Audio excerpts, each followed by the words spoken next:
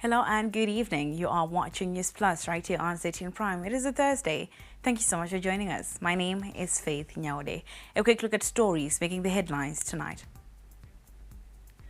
President Emmerson Mnangagwa today commissioned geopomona sorting plant and the refuse collection equipment. The new plant and refuse collection equipment are expected to immensely improve waste management in Harare, which has of late been grappling with heaps of uncollected waste. As the debate on pit bulls continues to take center stage in Harare, city fathers say they will soon engage police to enforce laws governing the keeping of dogs as pets.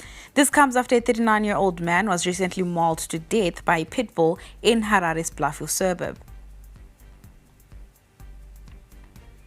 We give you the latest on the trial of businessmen Moses Mpofu and Mike Chimombe, who are accused of fraud involving $7 million United States dollars. And in sport, we speak to COSAFA referees manager Felix Tangawarima on the use of VAR in the COSAFA Cup tournament, which is currently underway. Now, in our first report this evening, President Emmerson Mnangagwa has said public-private partnerships are the cornerstone of the country's national development strategy. He was speaking during the commissioning of the geopomona sorting plant and refuse collection equipment.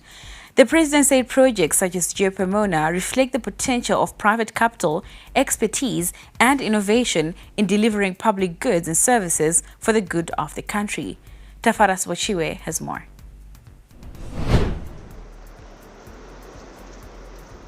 The commissioning of the geopomona sorting plant comes at a time when Harare is reeling with dirt. Piles of uncollected refuse had become a common sight in most parts of the city, and the CBD even.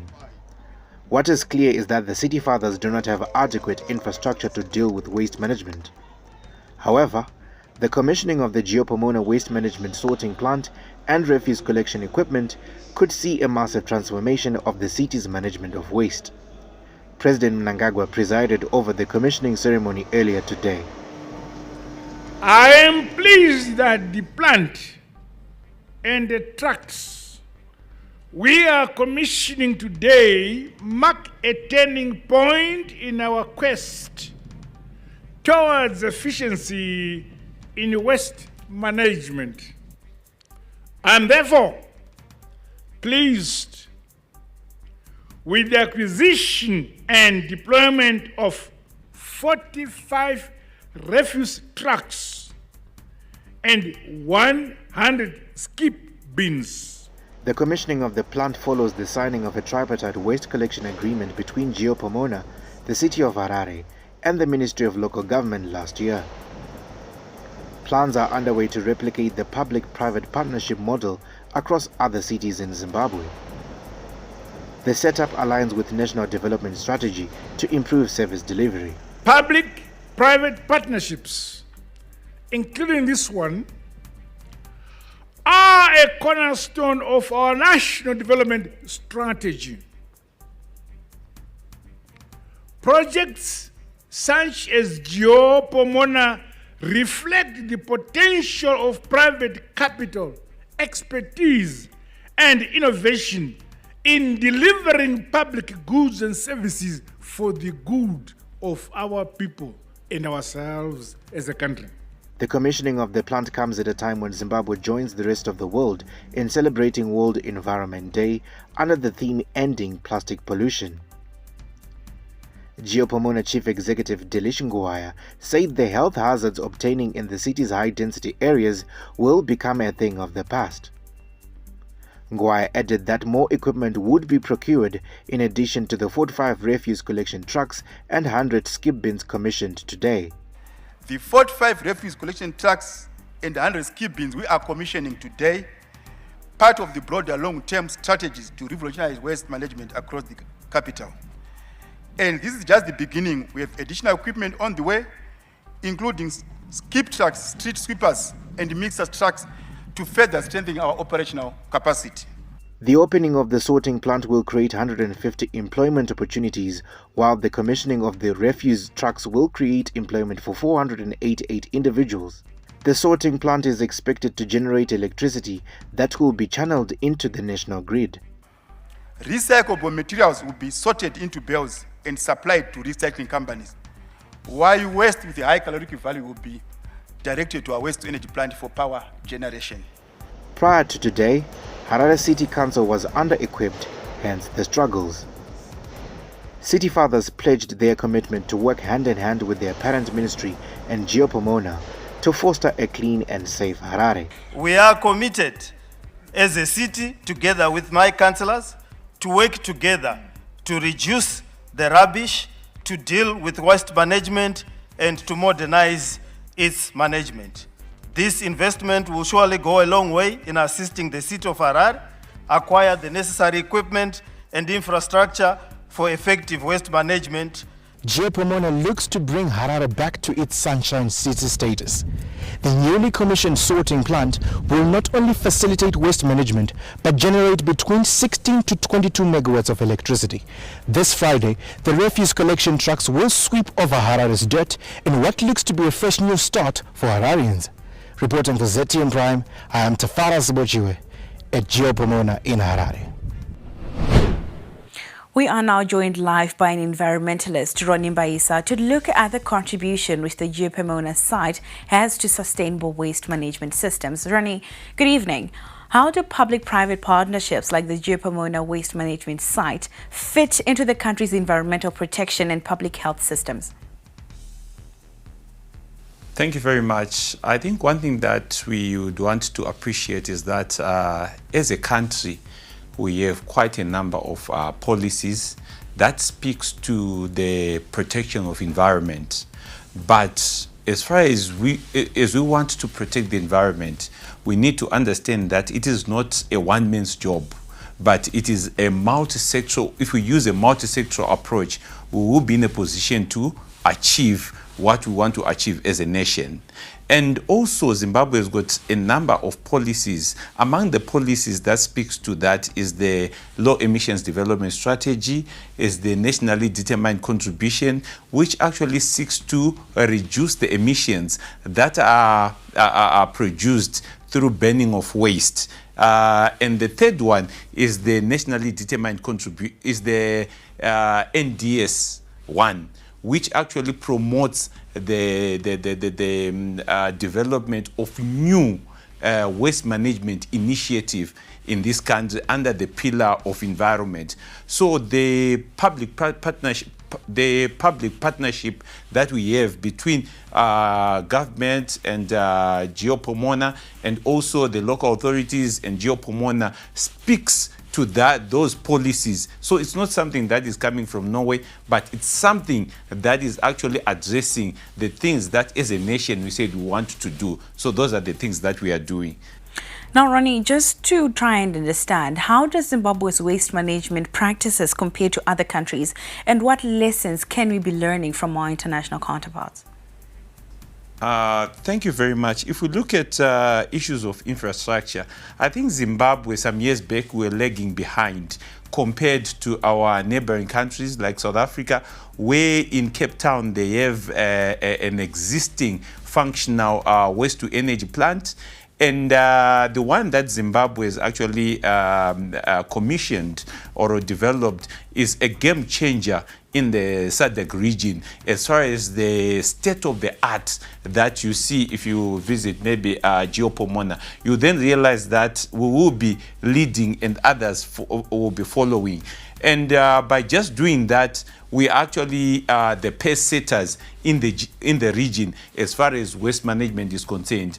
And one thing that you would also appreciate is that at that facility, with the new technology that has been introduced, the issue of waste separation is actually going to be implemented very, very smoothly and very nicely. And this is what other countries like Sweden, Germany are actually doing. So we are now at that level, and we can say that the issues of sustainability is something that we are going to realize in years to come, as this will actually improve the waste that we are generating every day, and also commercialize that waste into a product that can be reintroduced again in the economy as part of the recycling. Now, Ronnie, before we can let you go, what alternative waste management approaches do you think should be implemented and how these can complement Geopomona? Thank you very much. I think as far as I understand the project, the Geopomona project, it has got quite a number of intersections that different community can also come in and participate and benefit from what the Geopomona is doing. And also remember, under the pillar on local environmental action plans that the different local authorities are required to do by EMA, they actually stipulate that they need to come up with private players who will come in and assist in that environment, in the environmental management. Hence, Pomona came in. And also we have different initiatives in communities where we have community waste pickers. We also have community waste transfer stations that will then feed into the bigger picture, which is the Geopomona. So we believe that the integration of these small community waste transfer station would actually go a long way in supporting the good work that the Geopomona is actually doing. And also, this community will then benefit from the fruits that will come from the bigger project, which is the Geopomona. Thank you. Ronnie, thank you very much for joining us. That was Ronnie Bayisa there, just giving us insight into the place of Pomona in the country's waste management system, and of course an overlook at Zimbabwe's efforts to mirror international best practices.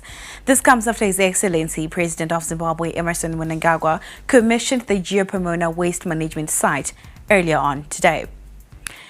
Now, later in the day, President Emmerson Mnangagwa bade farewell to his law class of 1975 classmates who were in the country for their 50th reunion anniversary. The president hosted his former classmates at State House on Wednesday before they toured a number of projects in the country, including the Liberation City and the Trabablers Interchange. Speaking before their departure, President Mnangagwa expressed his joy with the reunion. These are my classmates. We grew up together. And I'm so happy that they found time to come and see me. There's nothing so important in life that you see the people you played with 50 years ago remember you and come and see you. I don't know what I can do to reciprocate, but I'm extremely happy that they've come to see me. These are my colleagues and schoolmates. In Zambia. Well, earlier today, 3 ambassadors to Zimbabwe presented their credentials to President Emmerson Mnangagwa at State House. These include new Tanzanian ambassador to Zimbabwe, Susan Salome Kaganda, Peter Andrew Namatanga of Malawi, and Dr. Magali Henriquez Gonzalez of the Bolivarian Republic of Venezuela. The 3 diplomats pledged to continue working on cementing bilateral relations between their countries and Zimbabwe, putting more focus on citizens' welfare and products value addition. So our cooperation will be cemented to see that we care forward the development of our people. And as you all understand, just 2 weeks, our President, Excellence Madam Samia Suluhu Hassan, have launched our foreign policy, where among other things, the emphasis is on economic diplomacy.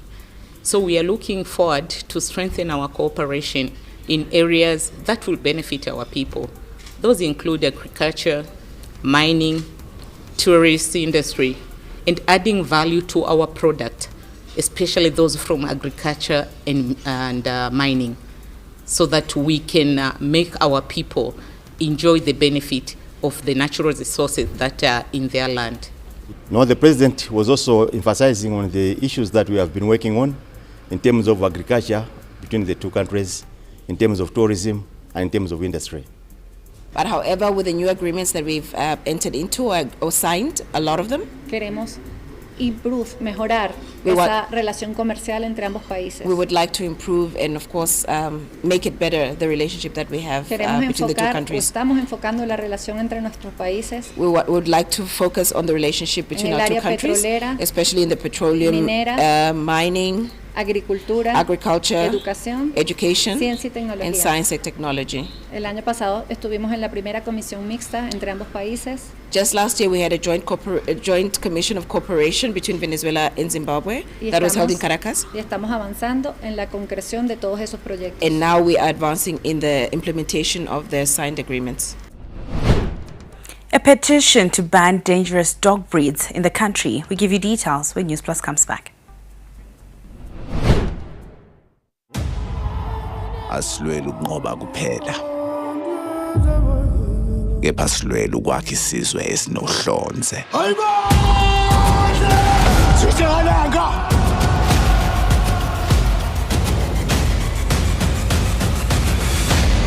Sekunjalo.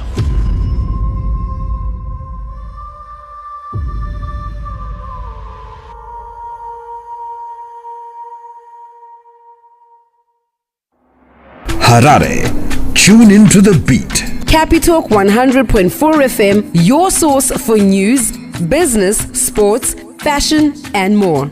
Experience the pulse of Harare's culture and lifestyle. Capitalk 100.4 FM, Harare's top radio station.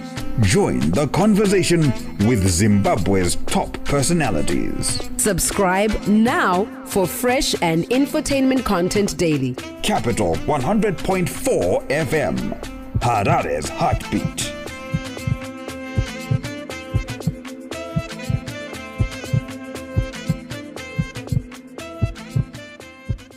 Didn't graduate? I guess I blew it. You couldn't advise him anything. He would just look at you and say, so who do you think you are? We were just like really spoiled. And then they just give me the receipt and I'd pay. That guy walks in one day and then he says that he wants to make a movie. He was blowing the money. There was just like this habit that he had where as soon as he got money, it was gone. I just didn't have the skills or the experience. This money, I could see it disappear so fast.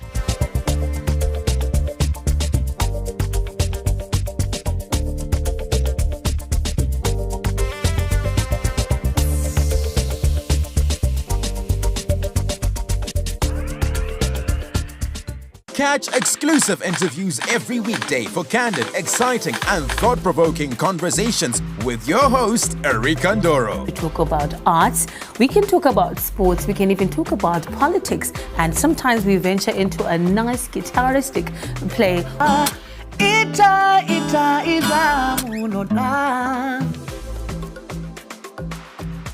The one story where you can't get out of your head. Wakatarisa munhu so Erika like where you are sitting. Ndozongokona bata face so pasina munhu. Wakasiya music yako yo Afro chakuti ndo music manje no yeMzimbabwe. And I'm sure they're still saying the same thing now. Yeah, so Shona kana kuti Chindevere kana mumwe mutaure muno muZimbabwe ndiwe iwewe. Ndiwo rupawo rwako. Ndicho chidadiso chako. Catch me, Erika Ndoro, right here on ZTN Prime every single Monday at 7 p.m. whilst we get exclusive.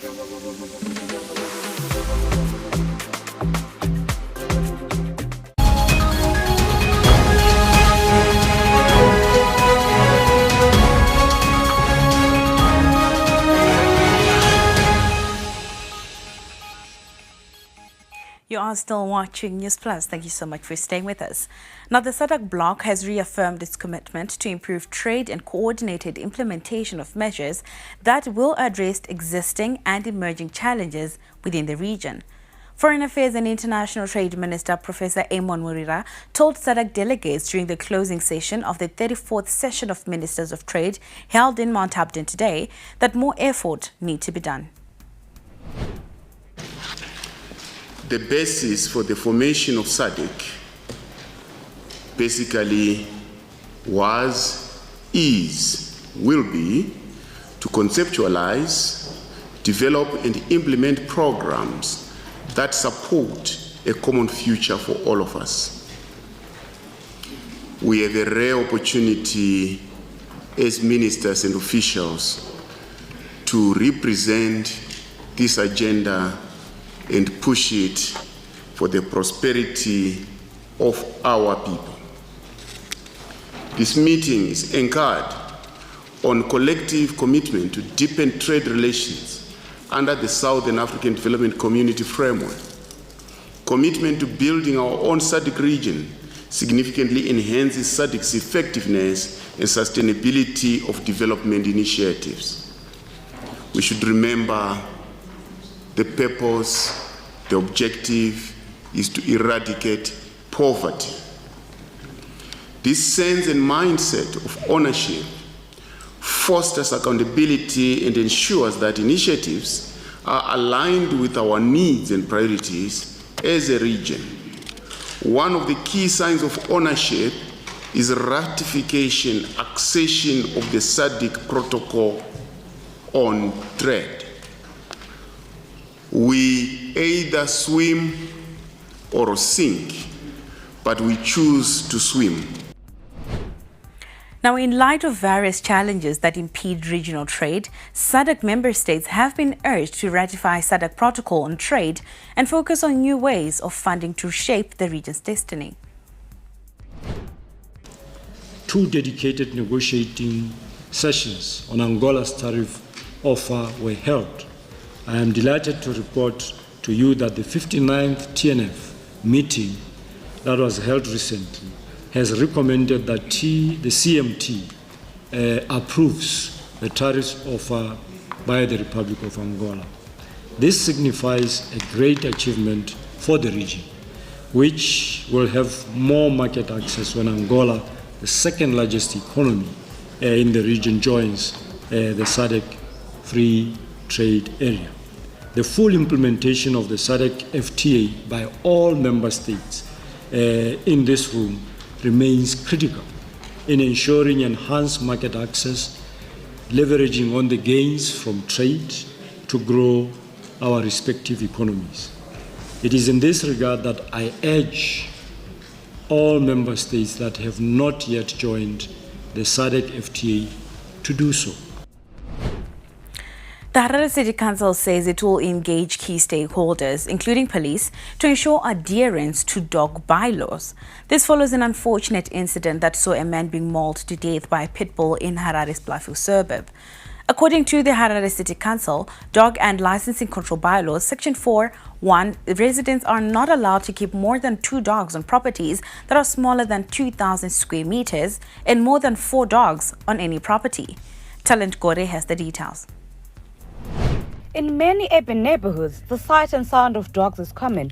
But under the city council bylaws, Harare included, there's a limit to the number of dogs one is legally allowed to keep. Take stock of the strays around our communities, and make sure that we are responsible as a community and we're responsible as a local authority, making sure we enforce the bylaws. So this is a call to the Attorney General, to prioritize, some of these bylaws, the amendments to the bylaws that would have come through from local authorities, because at the end of the day, this could actually save a life. Authorities say those limits are designed to prevent overcrowding, reduce noise complaints, and tackle the growing concern of dogs roaming the streets. But on the issue of stray dogs, it's a very serious challenge. I have engaged through the DO, I have engaged neighboring police, I have also engaged the SPCA, so that we start an operation in our community, so that all dogs that are roaming in various streets, they are supposed to be eliminated. Stakeholders warn that many stray and unvaccinated dogs also pose a threat to public health. In recent times, strays are becoming rampant in the streets of Harare. I believe that the SPCA and the City Council need to work hand in hand in order to reduce the number of strays in our streets. Basically because at the end of the day, these strays will actually lead to people getting bitten or various diseases spreading. For instance, rabies actually spreads through through dog bites. So in order for us to reduce these incidences, strays need to be taken off the streets also. While some residents say they keep more dogs for security, others accuse the council of ignoring the real issue: roaming dogs that are often unvaccinated and aggressive. Kuchengetwa kwakanaka kuziva kuti imbwa ibude dzine dzakavharirwa. Panobuda imbwa vanhu vanenge vari kupi? Zvoonekwawo futi kuti imbwa zvimwe zvacho zvinogona kukonzerwa futi nenzara. Imbwa dzine dzisina chikafu. Imbwa yashaya chikafu inosvika pakuda kutoita unhu hunenge ihwohwo kututumira vanhu. Saka imbwa ngadzichengetedzwe. Kutokumbirawo nevamwe vese vanochengeta imbwa. Imbwa ngadzichengetewe, onai zvadzazoita. As the city struggles to strike a balance between public safety and pet ownership rights, experts say a modernized approach is needed, including better licensing systems, education campaigns, and more support for animal shelter. Reporting for ZTN Prime, I am Talent Gore in Harare. Now, as the debate around pit bulls continues to brew, some residents have started a petition to lobby for the ban of the breed in the country. We are now joined by one of the chief advocates of the ban, a concerned resident who is also a renowned gospel musician, Timbelami Tagwire. Good evening, Timbelami. Thank you so much for making the time and for joining us. How many signatures are you targeting, and which authority are you going to present this petition that you have started? So when we started this petition, it was just something to make our voices heard, and then some of our members of parliament are now guiding us in terms of submitting this for consideration into law at our national parliament. So when we started, it was something that just out of the heart to say we need to do something. We can't just sit around and do nothing. So now, how would a ban on pit bulls then address the root causes of dog attacks, such as irresponsible ownership as well as poor training? In terms of ownership, I think a lot of dog owners in this country are not trained or do not raise dogs professionally. We keep dogs according to how we think they should be taken care of. And the problem with pit bulls is you actually need to know how to take care of it. The other breeds that we have, like the normal African breed that we keep in our homes, they don't need specific ways of taking care of it and training and all these things. You keep your dog, you keep it outside, you feed it, it's fine. This dog, you have to teach it to make it stop and all these things. We know if you've one of our normal dogs, if you just take the dog, goes away, or it stops in its tracks, or if it even tries to attack, and if you just try to pick up something, it retreats. But this dog is fearless and it keeps attacking and it doesn't stop. Now, just clarify for us, is your petition targeting pit bulls specifically, or is it extending to other vicious breeds of dogs? And will this not affect the livelihoods of dog breeders? Dog breeders need to be responsible and breed dogs that can be taken care of by untrained professionals. The moment you need to learn how to take care of a dog and you need extensive education, then there's a problem with that breed. If you look at countries like Canada and the UK, they've already banned pit bulls specifically. And maybe to give you some numbers, in the US, 69% of dog fatalities are from pit bulls, of which they only constitute 8% of the whole dog population in the country. So you can see there's something wrong with this breed. I know a lot of breeders will say, no, there's nothing wrong with this breed and we can make excuses, but when was the last time you heard someone was killed by an African normal dog that we had? It's unheard of. Yes, dog bites, yes, but people are more worried about rabies and does the dog have a rabies shot more than they are worried that they will get killed by a dog. So there is something wrong with this dog specifically, and we need to just put a ban so that we don't have someone who's killed again, so that we start having this conversation again. Timlami, thank you so much for making the time. This debate and conversation continues on The Chase soon after this bulletin as we discuss the case of vicious dogs here in Zimbabwe. Now, in a significant move to create a safe and conducive learning environment, the Ministry of Higher and Tertiary Education, Science, Innovation and Technology Development has launched a groundbreaking anti-sexual harassment policy. This initiative aims to protect both learners and staff members from sexual harassment in learning institutions. Speaking at the launch in Masasa this Wednesday, Higher Education Minister Ambassador Frederick Shava hailed the policy as a milestone in the fight against sexual harassment. He did emphasize the country's commitment to uphold human rights and creating a safe haven for all individuals in all institutions. Sexual harassment in institutions of higher tertiary education is a gross violation of human rights. It erodes academic freedom, it distorts power relations, and it creates climates of fear, of silence, and exclusion, particularly for women, girls, and other vulnerable groups.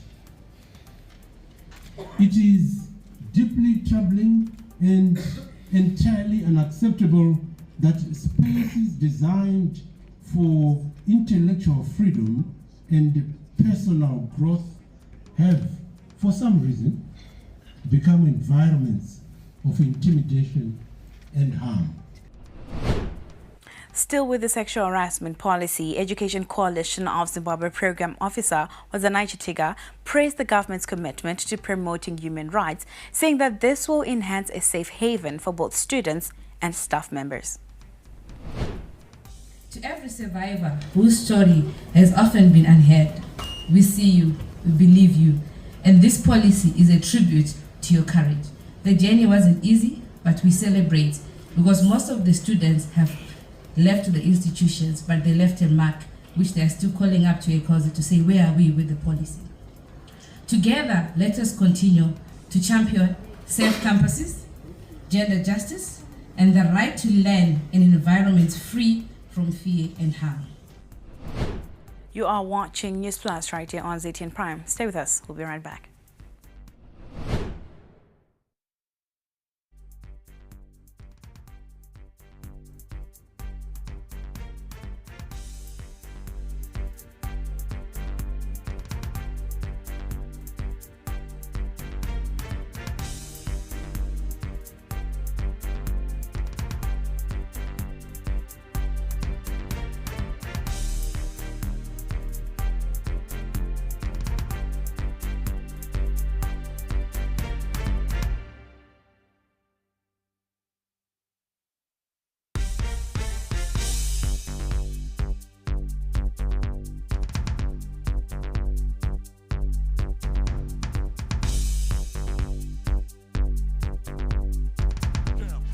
It's the riveting science and tech show that keeps you up to date with the hottest gizmos on the block and revealing the illustrious and innovative visionaries in Zimbabwe.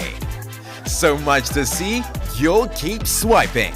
This cherry red beauty is the Dairy Auto M7 mini electric car. They've designed our brute force incubator board. Look at what we've got here. Solar powered scarecrow was part of the project that I was supposed to complete. Catch Swipe every Tuesday at 5:30 p.m. on ZTN Prime, DSTV channel 294. Get the picture?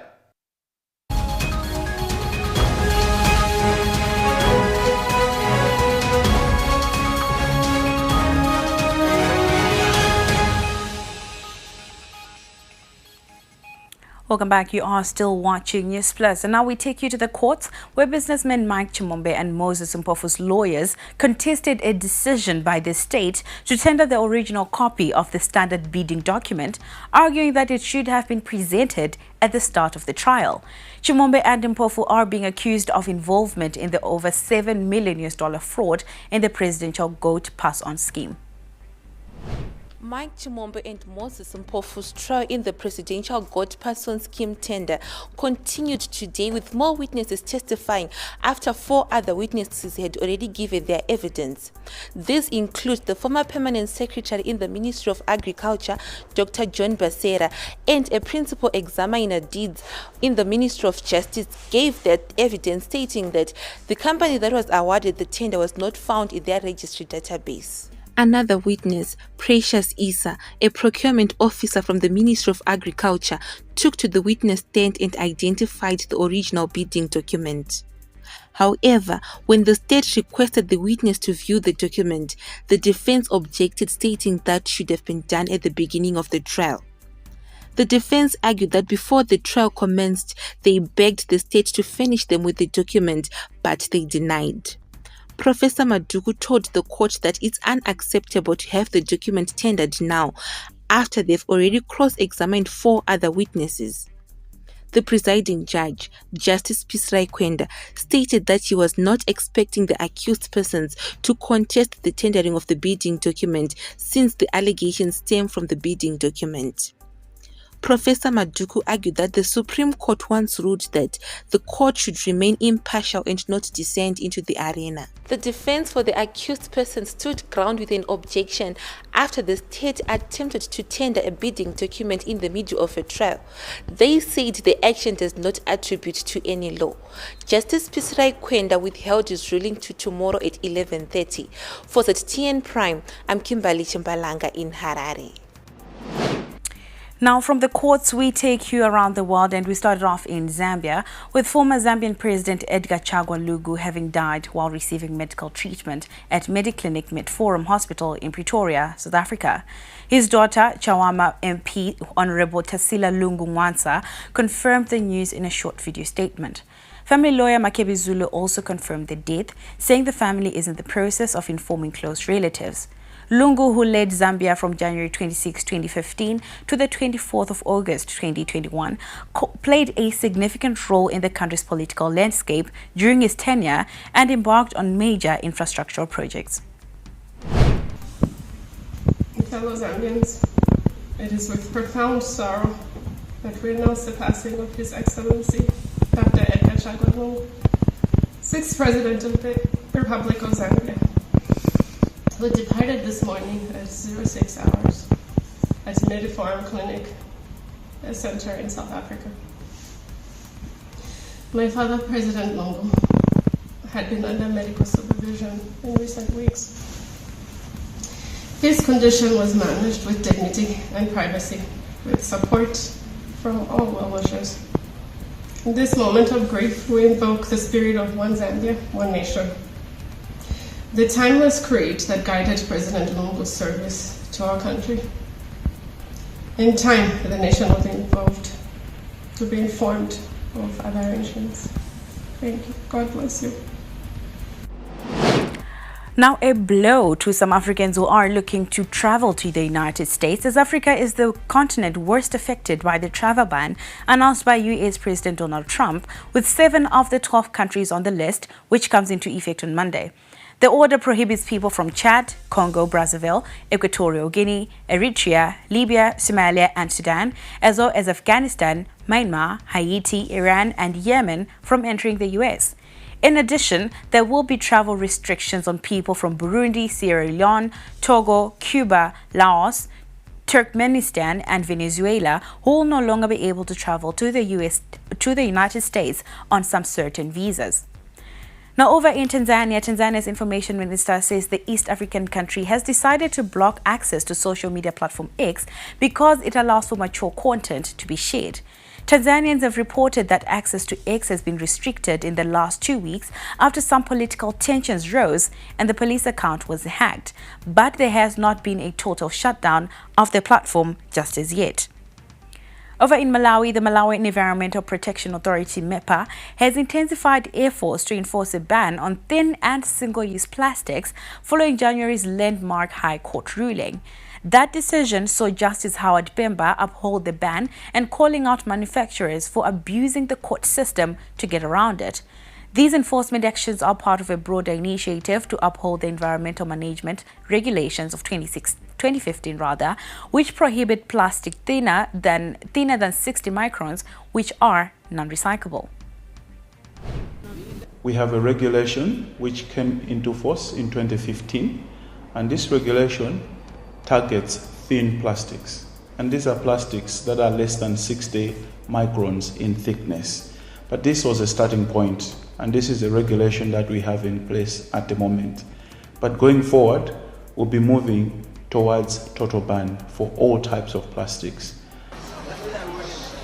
So plastics do have an indirect effect on us, but also a direct one, in that they will lead to, among others, cancer diseases in us as human beings. Now, in news from BRICS, parliamentarians at the 11th BRICS Parliamentary Forum expressed their commitment to continue to strengthen multilateralism and reject the marginalization of global South nations in Brasilia on Wednesday.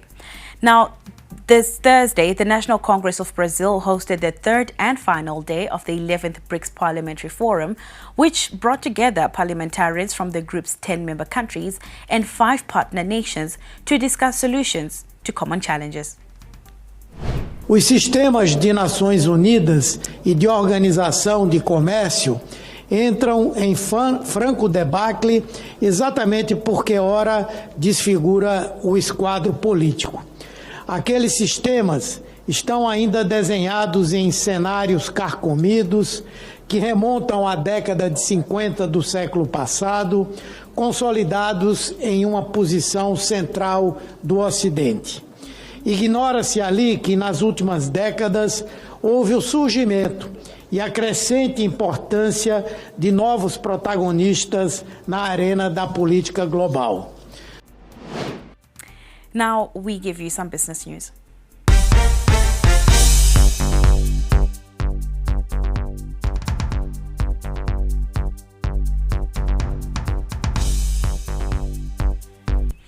The Agricultural Dealers and Manufacturers Association, ADMA Agri-Show, began today at Art Farm.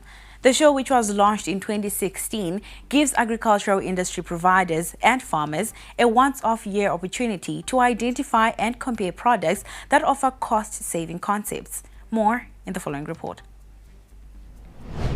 The ADMA 2025 Agri-Show kicked off with exhibitions of livestock, auctions and vendors with the aim to give agricultural industry providers and farmers networking opportunities.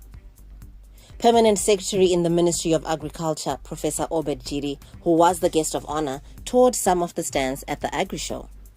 Professor Jiri said with the growing population of farmers, focus should be on young farmers as they are the future of the country's agriculture sector. If you look at all the successful farmers, you can pinpoint that is a farmer, that is a farmer, that is a farmer, and then the young people, you can count them, the young farmers. We must focus on making agriculture attractive for the young farmers. And I think that is why we are also here, and we need to specifically focus on our young farmers. That is the future of agriculture. The issue of title deeds emerged during the show as some farmers sought clarification on how the issuance of deeds is being undertaken.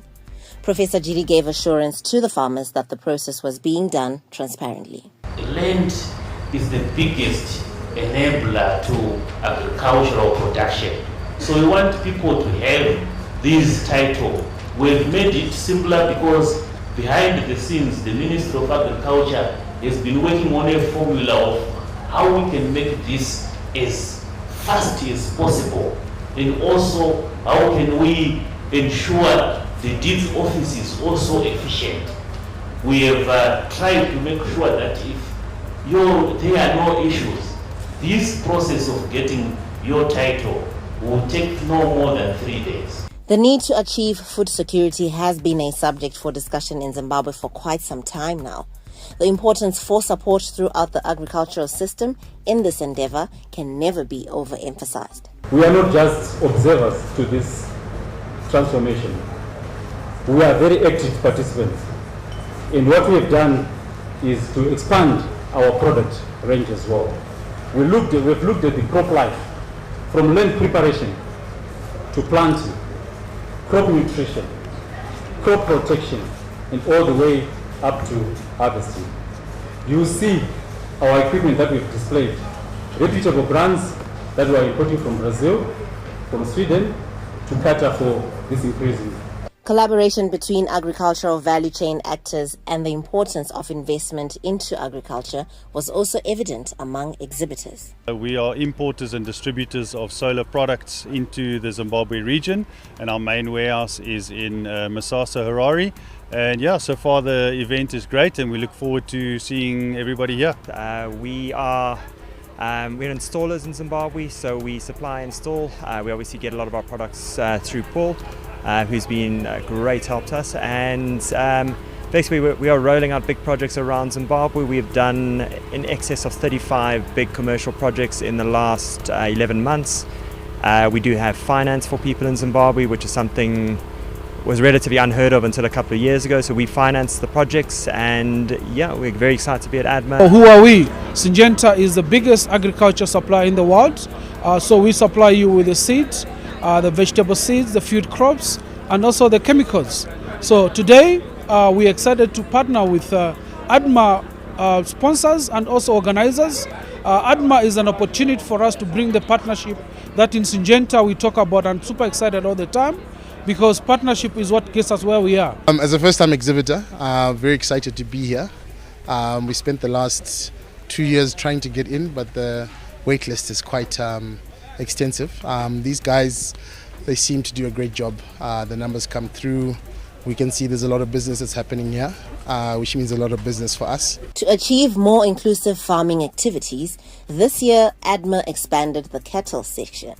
All animals exhibited are pedigree animals, and their emphasis is on indigenous breeds. So the whole idea behind ADMA is to bring in your marketing industrialists in the sector, bring them in, whether there's synergies between your guys that provide stock feeds versus guys that provides machinery. Pretty much bring everyone in to show them the symbiotic relationships that they have. The agri-show attendees are finding the show informative. We saw a lot of things, a lot of technologies, and also new farming methods, organic farming that's actually coming up, and also experiencing in the solar powers, and also in the irrigation department, water supply.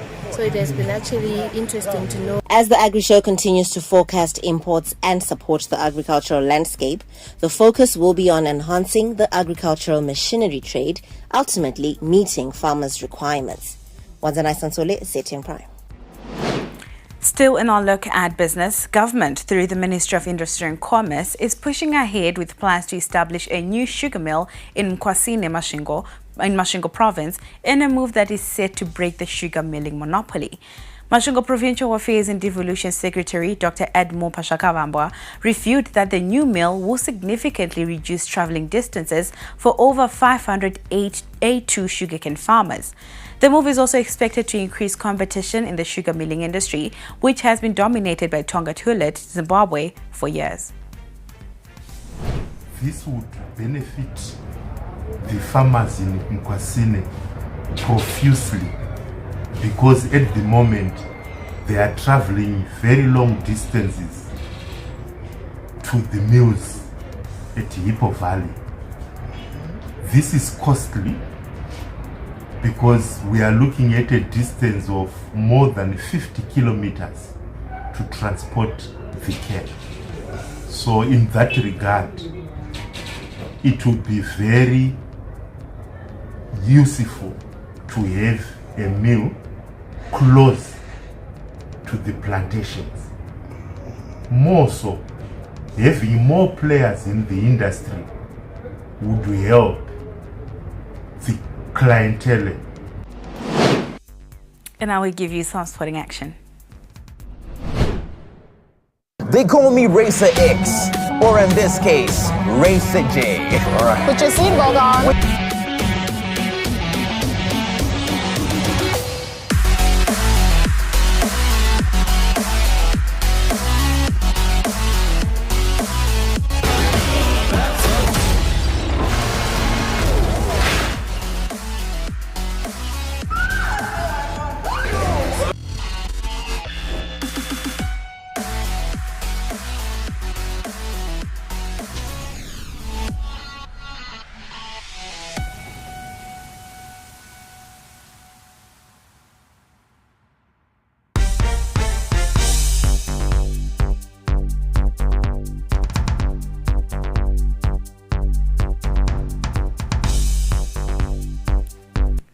Welcome back. You are still watching Newsplus. Now we give you some sporting action and we start off with some football, with COSAFA referees manager Felix Tangawarima having welcomed the successful introduction of video assistance referee technology at the ongoing COSAFA Cup in South Africa. VAR is being used for the first time at the regional tournament in a historic milestone as COSAFA moves to align with global football standards. So far, VAR has been implemented smoothly, including a key decision to rule out a goal for handball in the match between Zimbabwe and Mauritius, a match that ended goalless on Wednesday night. Tangawarima says this marks the beginning of a new era for football in the region. You know, if I tell you how excited I am, it's incredible. The referees, the response they have actually given us, like I said now, we have enough referees. Tangawarima also announced plans to roll out VAR training programs across the region, with Zimbabwean officials among those that are set to benefit. Botswana, really, they are prepared. Everybody involved in Botswana, they are really prepared. We also had a meeting with Zimbabwe. Zimbabwe also wants to bring the VAR in their country. Mozambique as well. Mozambique, we actually delayed them because you remember we were waiting for our equipment. But the moment we actually have space, we'll then go back to Mozambique. So what we are doing is we are now moving to our national associations to try and cut the expenses of training. As you know, as COSAFA, we are just giving them training free of charge. They just cater for our domestic travel and accommodation. So this is the program we have. So we are going to be working quite extensively within the zone, moving to the zone rather than the zones coming to us. Still in football, Warriors coach Michael Nees is an exciting option in fullback Sean Fusire. The Sheffield Wednesday player, who can also play in midfield, is part of the Warriors squad in Morocco for the international friendly matches against Burkina Faso and Niger on Friday and Tuesday respectively. If he gets the nod, he will be appearing for the Warriors for the first time. The utility man spoke about the coach and his own attributes. He has players here that he knows and that he trusts, so my goal would just be to establish myself as best as I can, that he knows he can trust me, and hopefully if the time comes to play in those tournaments, then be called to play for those tournaments. I'd say I'm a player who likes to run, a lot of running. I like to get up and down the pitch. I think I'd describe myself as quite explosive, so I do like to have the ball at my feet. I'd say my biggest attribute would be running with the ball, driving forward and launching attacks, but at the same time also being a steady help to the defence and to just the defensive structure that we have as a team. The friendly matches are in preparation for World Cup qualifiers and Africa Cup of Nations later in the year. Fusire is so far impressed by the conditions in camp and the support he has received. Facilities, everything that we have, everything that I've needed so far has been provided, so in that sense it's no different to being at home. I'd say the differences mainly are obviously the country, maybe the style of football, the language, all those different things, but so far I definitely can't complain. I would just say come and support me and the team. I want to thank you for supporting me personally and all the messages and everything that I've been having, and I just say be excited because things are moving. Moors coach Lloyd Muntaza and his striker Billy Veremu have been named the Premier Soccer League coach and player of the month of May. The duo were odds-on favourites to win the accolades, especially coming from a 1-0 win over rival Scotland at Ngoni on May 31st. This is Muntaza's second prize in 2 consecutive months, having won in April as well. Veremu scored 5 goals, 3 more than his closest rivals from different clubs. In netball, World Netball has announced a new format for the Netball World Cup, starting with the 2027 edition that is scheduled to take place in Sydney, Australia. The global competition that will run between August 25th and the 5th of September 2027 will see the introduction of cup and plate competitions. Top 4 teams in pool stages of the competition will play for the cup, while the bottom teams will compete for the plates. Now, Zimbabwe High Performance HPC suffered a 4-run defeat at the hands of Uganda in their second match at the ongoing Kwibuka Women's T20I Tournament 2025 in Rwanda. The result leaves the team with a mountain to climb. Zimbabwe had secured a 6-run victory in the opening match of the tournament on Wednesday. And that's all we had for you on Newsplus this Thursday evening. But do stay with us, because after this, we are sitting down on the chase with some very exciting guests as we discuss the issue of vicious dogs here in Zimbabwe. Stay with us and don't go away. But that's all we had for you on Newsplus. Thank you for joining us. Good evening and pleasant viewing.